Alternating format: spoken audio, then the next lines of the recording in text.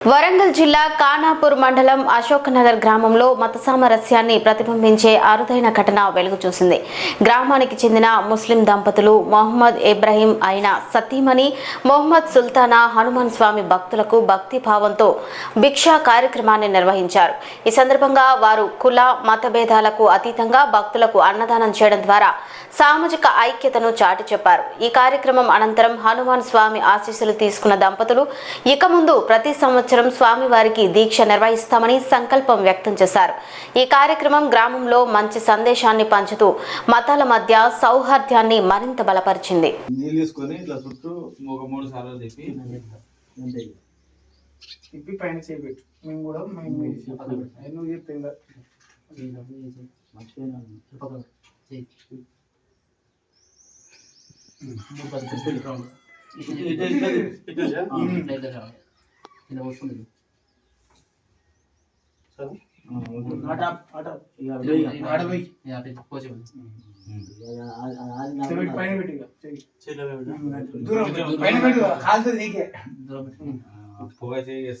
ఓం సహనా భవతు ఓం సహనో భునక్తు సహవీర్యం కరవావహై తేజస్వినామస్తు మా విద్విషావహై.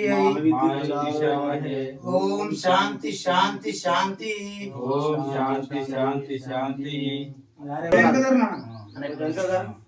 ఫోటో వస్తుంది అటు చూడిగా.